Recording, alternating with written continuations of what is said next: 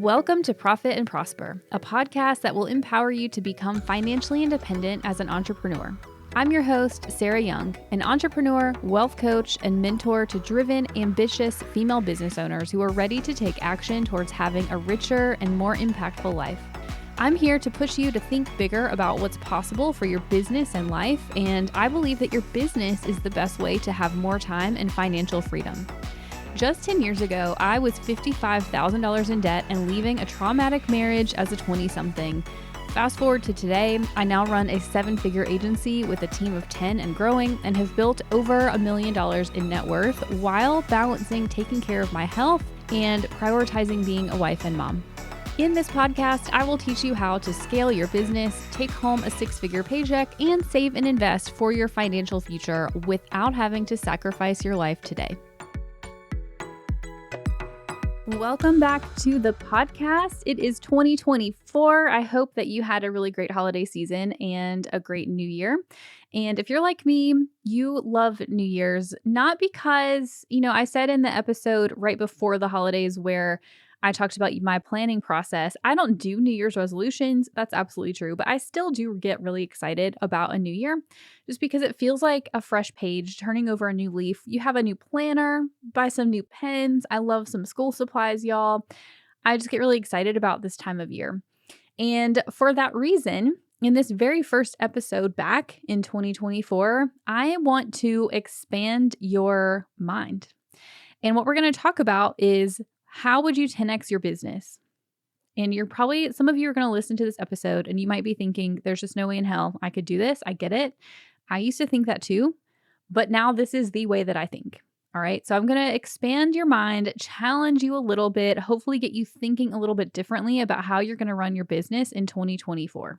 Before we dive into this week's episode, though, I want to tell you about a giveaway that I am doing in connection with coming up on episode number 100 in just about 6 weeks from now. Before we get to episode 100, I want us to get to 100 reviews on Apple Podcasts. The last I checked before I recorded this episode, we were just about 25 reviews. And so we need 75 of you to leave a review on Apple Podcasts, or Spotify Podcasts is also fine, in order to hit the goal of 100 reviews by episode number 100. The reason this is important is it is one of my biggest goals in 2024 is to grow the podcast because I want to reach more business owners like you. And one of the best ways to do it is for the podcast to have more 5-star reviews on Apple Podcasts because it will get picked up and promoted more if Apple thinks that people want to listen to it. Okay, so that's why we're going to go for 100 reviews by episode number 100. What I am going to give away is when we get to episode 100, assuming we reach 100 reviews in total between Apple and Spotify, I'm going to add the two up. If we're at 100 total, I will give away to one of you who left a review, and I'll have a form for you to submit so I know who you are. I'm going to give away 2 really great things. One of you who leaves a review and submits the form is going to get a $2,000 scholarship to one of my group programs, either Money Momentum, which would cover it in full, or Scaling Made Simple, which would cover like 40%. Okay. So a $2,000 scholarship to one of my 2 group programs. The other thing that I will give away to a second person is a free one-on-one strategy session with me. So all you have to do is go leave me a review on Apple or Spotify, screenshot the review. There's a form linked under in the show notes here. Go fill out the form. It'll be super quick so that we know who you are and we will enter you in the giveaway. All right. So that is the giveaway, 100 reviews by episode number 100. I can't believe we're almost at episode 100. I just always wanted to start a podcast. And a couple years ago, I decided to kind of jump in and say, why not? Let me just go ahead and do it. And here we are, 100 episodes in. Insane. All right, so let's talk about now the topic of the episode, 10xing your business. Somebody said this to me years ago. I had just gone full-time in my business and I was at a networking group or watching a presentation. I was somewhere. I can't remember where I was. But I remember somebody said, what if you 10x your revenue? Or maybe they used 5x. I can't remember. It was they were talking about what if instead of thinking about growing incrementally, what if you aimed to 5 or 10x your revenue instead? What would you do? And I remember thinking at the time because I was probably doing like 6 or 7,000 a month in revenue. And I was solo. I was all by myself. I was about to be burned out. I just remember listening to that and thinking like they're insane. Like there's just no way. This is not possible. And oh, Sarah from 3 years ago, she just did not know. So now, honestly, like this is the way that my brain works now. As a business owner who's been around for 5 years, whose business has grown year over year, whose wealth has grown year over year, I'm going to tell you this is the way that I think. And if you want to get into the mindset of someone who can be a successful entrepreneur, then I think we need to start asking ourselves these questions. And it doesn't have to be 10xing your business. It could be 10xing your investments, your wealth, whatever that is. You may not want to grow your business, and that's totally fine. You might think of it in terms of 10xing your pay or 10xing your profits. But I think getting into that mindset of making that huge leap forward rather than the slow and steady grind that most of us think. Most people think in that term, in that way of let me just plan things around a slow and steady increase over time rather than just thinking, what would it take for me to skip past all of that and just get to the 10x goal? So this podcast episode, I wanted to talk about it because it was actually spurred by reading the book 10x is Easier Than 2x. And it's a good book. Recommend reading it. I did feel like it said the same thing over and over. Like the book could have been half the length and it would have probably gotten the point across. But in there, they give some good examples of people who did 10x their businesses or their whatever the thing is that they do, like they 10x at it. And so it was helpful to have those examples. So highly recommend that book. So before we jump in and talk about how you can think about 10xing your business, I'm going to tell you my current 10x goal. So before we bought the accounting firm that we did last summer, my revenue for Young & Co. was like 50 to 60K per month. It had been stagnant there for a while. I've talked about that in some of my previous CEO Diary style episodes. And my current 10x goal was developed then. The goal was, how can I 10x my business? How can I just 10x it from here rather than thinking about going from, 50 to 60K months to 100K? How can I just think about going from, what is it? It was like 600K a year. I can't do math, y'all.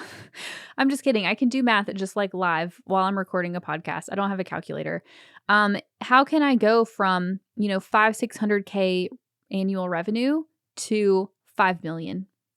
And honestly, that's my current goal. And so if you've listened to the podcast, you know that my husband he's working in the business now. And so this is something that we together talk about is what do we have to do to get this business combined up to 5 million in revenue? And that is my current goal. So obviously we have milestones along the way. I'm thinking about team capacity and team structure along the way, because as we go from $1 million business to, 2-3 million, like obviously the team structure is going to have to change. So I have to pay attention to it along the way. But the frame of mind that I am currently in is, what would $5 million CEO Sarah be doing? And how does that compare to what I'm doing now? Like when I think about who that person is, I'm aiming to be that person right now, because that is how you get to the 10x goal. So a lot of you are going to be thinking to yourselves, I can't 10x my business because I simply do not have the time to do 10x the work that I'm currently doing now. And I want you to understand that 10xing your revenue or 10xing your profit is absolutely not about 10xing the amount of work that you put in. And that's why it is so great to work on a 10x goal rather than just a gradual increase, because going 10x, trying to 10x your business, means that it actually takes a complete shift in the way that you think. We have to detach from thinking of your use of time as the thing that is going to get you results. Detaching from the sense that the more you work, the better results you're going to get. It's not about that. The reality is currently, if you are working more than 30 to 40 hours a week in your business and you are not making multi 6 or 7 figures in revenue, you are spending time on the wrong things. It tells me that you're spending time on activities that are not giving you the highest results. You're not spending your time on the things that are giving you that are the highest and best use of your brain and your time as the CEO of your business. So there's something called the Pareto principle. What this says, you might have also heard it called the 80-20 rule. What the Pareto principle says is that 80% of your results come from 20% of your actions. This is based on studies of a whole bunch of different things that show that 20% of the activities that you do are going to give you 80% of your outcomes. So when you think about your business, that means 20% of the things that you do day in and day out in your business are the activities that give you 80% of the results. So like 20% of your clients probably give you 80% of your revenue. 20% of your time is what brings in 80% of your sales. So in order to scale your business, in order to 5x or 10x your business, you as the CEO have to focus more of your time on those 20% activities because those are the activities that give you results. And then your job is to either, with the remaining 80% of activities that don't give you the most results, right? The rest of your 80% activities give you the other 20% of your results. That's not a good trade-off. So your job is to either delegate or eliminate those 80% of your activities. This is why over time, I have come to realize that this line of thinking actually makes it easier to scale a business because it forces you to completely shift the way that you're doing business. So instead of thinking about growing your business as just continuing to take on one more client after one more client after one more client and slowly growing your revenue that way, you start to think to yourself, what things have to be true for me to 10x my business or 5x, whatever your goal is? What things would have to be in place for me to sit here a year from now with 10 times the revenue? Like, what are those things that would get me those results? And you start thinking so much bigger.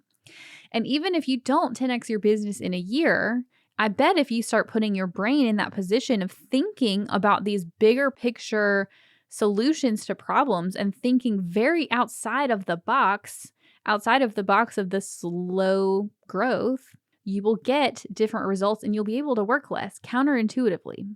So how do you 10x your business? This is something in Scaling Made Simple. This is basically the first assignment that I have people do, is I have them look at their business and their use of time. I have people do a time audit, and I have them look at all of the things that they're doing over the course of a week or two in order to identify what are the activities that they are doing that are the 20% activities. What are the activities that they're doing that are giving them the most results? Those activities almost always fall into one of four categories: sales, strategy, team leadership, and self-care.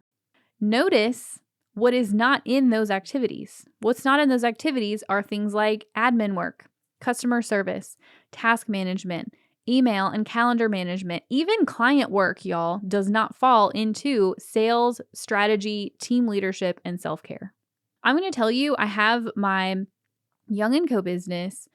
Outside of client meetings there and team leadership, I have a handful of client meetings. I've delegated most of those meetings off to my team.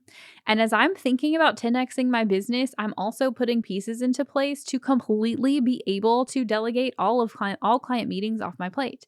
Because to me, the actual meeting, while it's important to talk to clients, I'm not saying it's not, it's still not a 20% activity because I can hire somebody else who is an amazing CFO, who might even be more amazing than me at being a CFO, to make sure that clients are taken care of and to have those meetings. So identify the 20% activities. How much of your time are you spending on sales, the strategy for your business, leading and managing your team, and also taking care of yourself as the CEO? And then how much of your week is taken up by the other 80% activities? Probably a lot.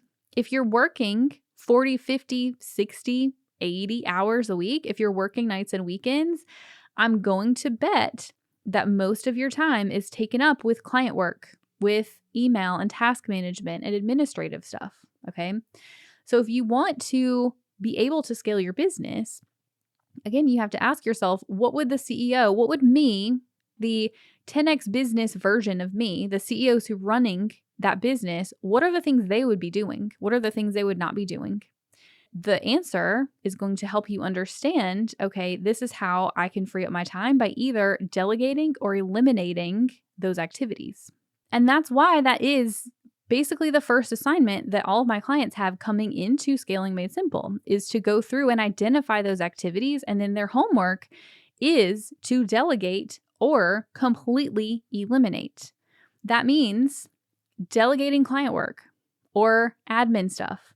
That means completely eliminating meetings off of their schedule. Maybe they get rid of clients who take up more energy and time than they're worth in revenue. Without doing that, without going through that process, you literally cannot scale your business because you are going to be capped in terms of time. You can't scale by just working twice the amount of hours because you will burn out. You are going to be tired. You are not going to be operating as the best version of yourself. Now, that exercise of actually delegating or eliminating the 80% activities is always hard. And so with clients going through it, I see them either fall into two camps. Either they try to ignore it and blow right by it and try to jump into the next parts that they want to spend their time on because they're uncomfortable with actually thinking about eliminating things, or they're really afraid. And they bring it to the calls anyways, which is what you should do. This is why the clients get support inside the program from me, right? Bring it to the calls, and I can see that they are afraid. They're like, I don't know how I can let this go. The reason that this is so hard is that this is your identity. Let that sink in for a second. This is your identity. You have built your identity as a business owner on doing the things that got you to where you are now.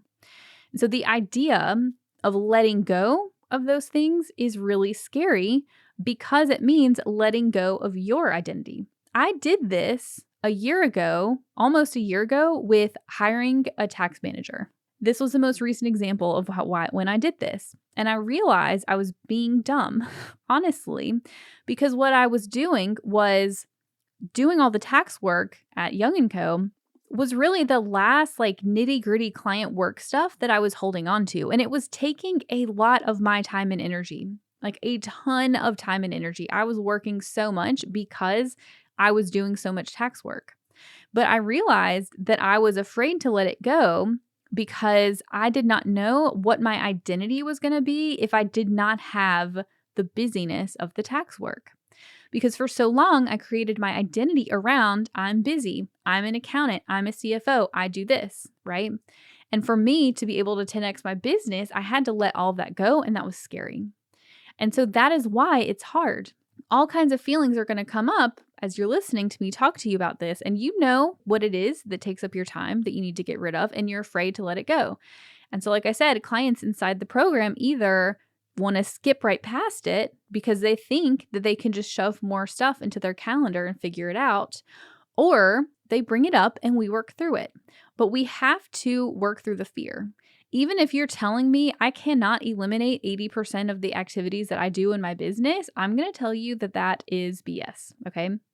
So how can you delegate or eliminate the 80% activities? Typically, I'm going to bet most of you already have a feeling, you have a gut instinct, whether you do a time audit or not, although I do think time audits are really helpful to do because it's eye-opening, that those 80% activities are either going to fall under the category of specific clients or you doing the work for clients.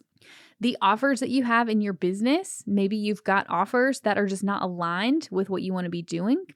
It could be either team members who are not aligned with the 10x version of your business or not delegating and training your team to the extent that you need to because you think you're too busy with other stuff.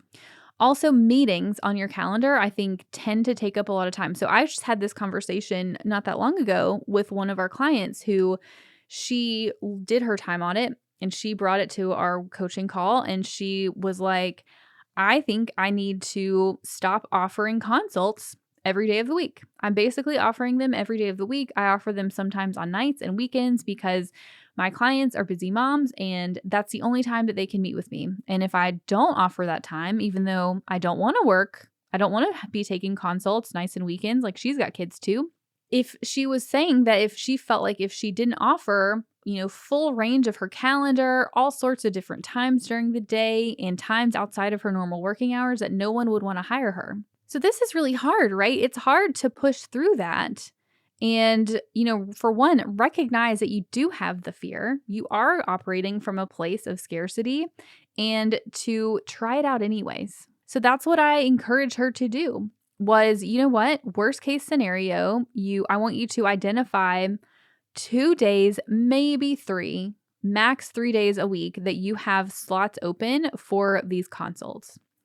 And I want you to limit those so you're at least like batching them within a chunk of time, because if you're letting your calendar be open to anybody and everybody at whatever time they want, it just makes it hard for you to have time that you carve out to do the 20% activities, right?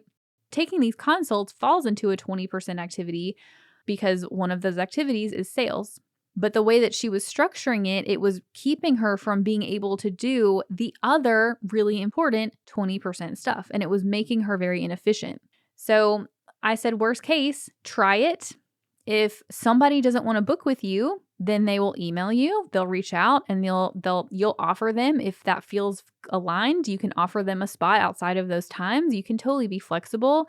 But I bet you're going to find that most people are fine with it. So for my CFO clients, I only take CFO client meetings unless I have like travel or something going on. My CFO client meeting days are Wednesdays and Thursdays. I have 5 total slots open every week.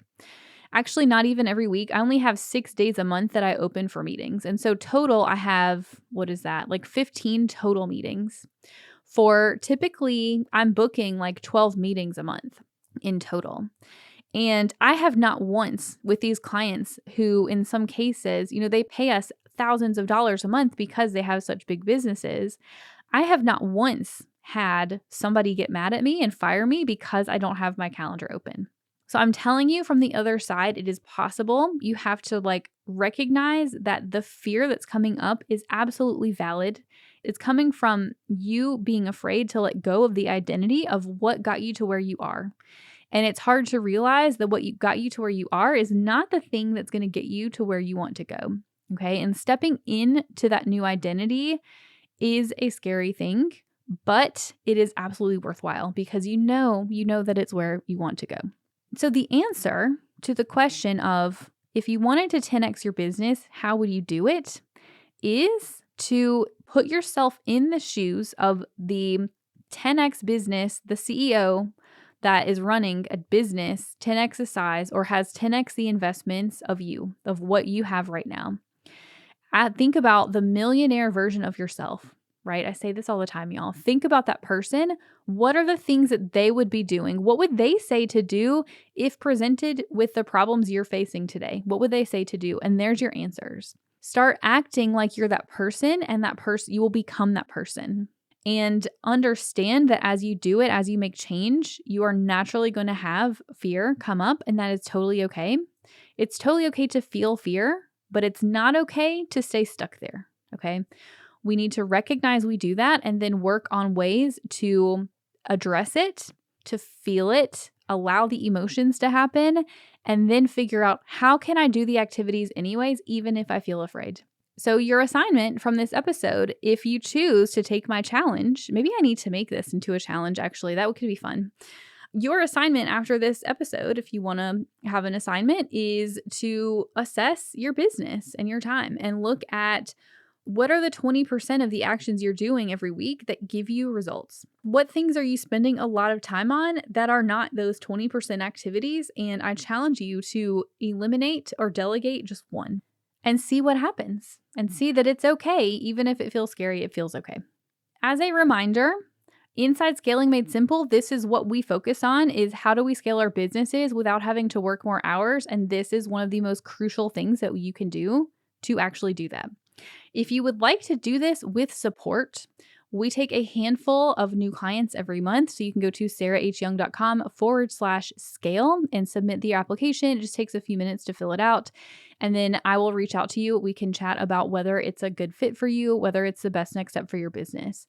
But inside Scaling Made Simple, the goal is for you to be able to scale your business consistently to 20 to 50K months or more without having to work more hours, by taking time off of your calendar so that you can just focus on those 20% activities that are the most crucial for you as a CEO to do.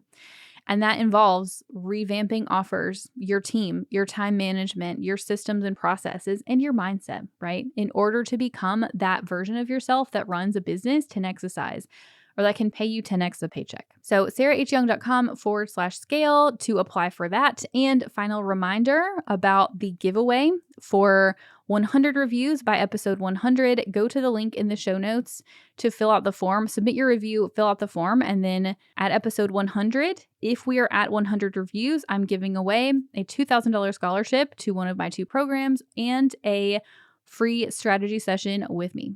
That's all I've got for this week to kick off 2024 by hopefully expanding your thinking. So I enjoyed talking about this episode. I hope you are challenged from listening to it, and I'll see you back here next week.